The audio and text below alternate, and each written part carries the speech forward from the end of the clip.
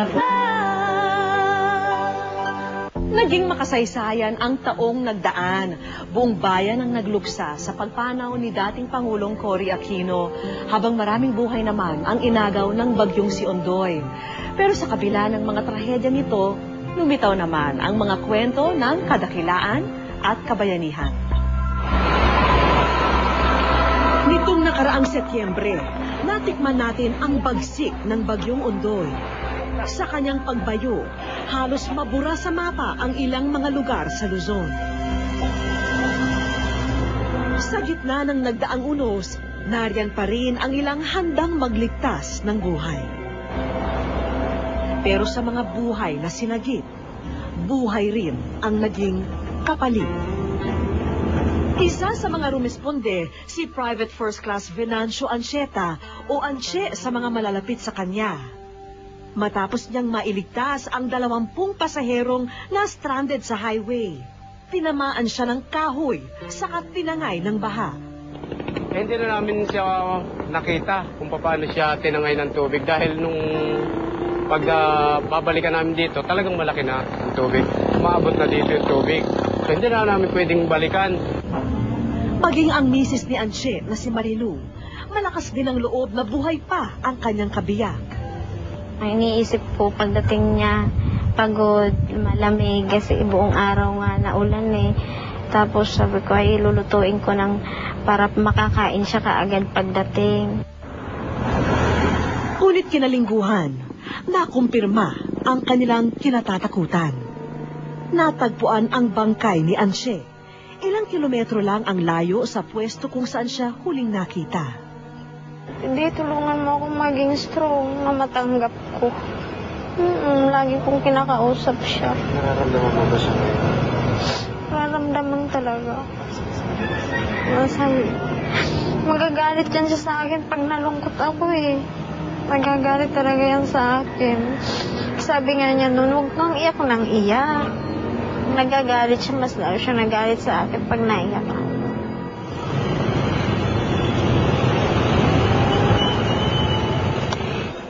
Samantala, labis din ang kalungkutan ng mga magulang ni Anche sa probinsya nila sa Zamboanga City.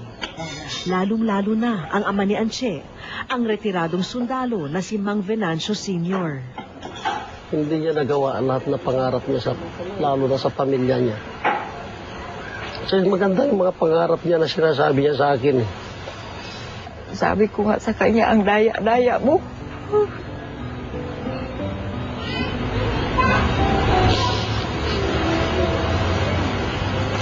Sa bagay, naano ko rin na ang buhay ng tao, hiram lang natin to. Nais nilang makapiling si Anche, kaya ang tangi nilang hiling, mayuwi ang mga labi ni Anche sa bayang kanyang kinalakihan. Pagdating sa Zamboanga, sinalubong agad ng sandatahang lakas ang magiting nilang alagad.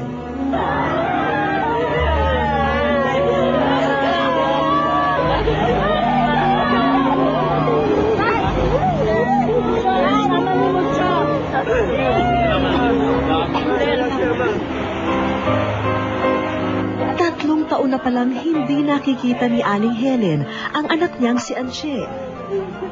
Nakalulungkot lang isipin na sa ganitong sitwasyon pa sila muling nagtagpo.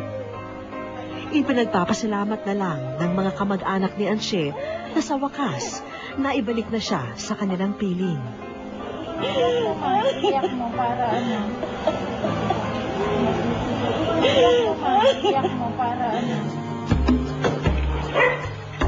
Bagyong Ondoy rin noon nang makilala ko si Lola Bening. 6 na araw nang hindi umaalis ng kanilang tahanan kasama ang 2 apo.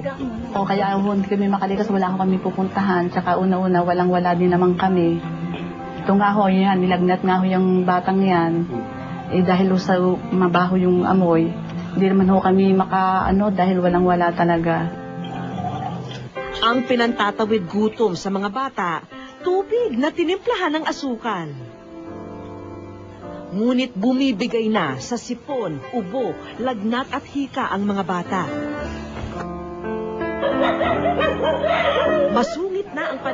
hapon nang marating namin ang bahay ni na Lola Beni. Lola, paano ba kayo dito? Ha? Evacuate na lang kayo. Wala ko kami mapapanong kami. Mapapagpapatan. May mga ano naman, dala kaming gamit. At ayon sa kasama kong doktor, hindi na rin daw maganda ang lagay ng mga bata. Kasi kung tatagal pa po sila, lalo maiipit yung daanan ng hangin, walang iniinom na gamot. Tapos yung ito po, kasi more or less yung mga zika po kasi allergy yan. So sa season pa lang natin, mag-allergy na po sila. So yung environment pa, sama-sama na po, tapos walang gamot. Kaya eto, for the first time sa loob ng halos isang linggo, lumabas na rin ang maglola sa kanilang tahanan.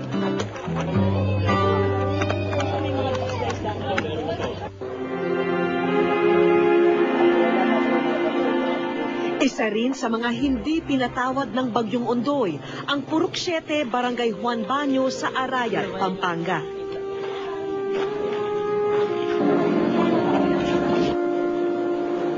At humupa man ang putik at baha, binabaha naman daw sila ngayon ng mga panibagong problema. Mahigit 200 pamilya ang nagsilikas dito.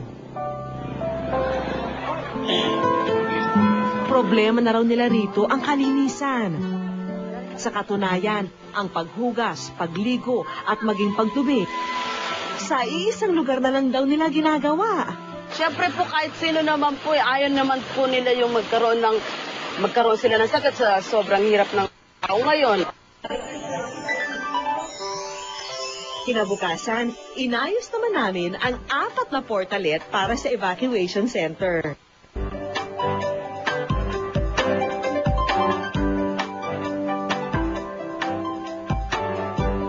Paano? Yung sakit ng pari sa dumi. Itinayo na rin namin ang dagdag masisilungan. Marami na rin natulungan din sa atin. Naragdagan din yung higaan dito sa amin. Tsaka sa pagkain at madamit, meron. Nakalulungkot lamang isipin na ang mga bahay muling maitatayo. Pero ang mga buhay, hindi na muling maibabalik.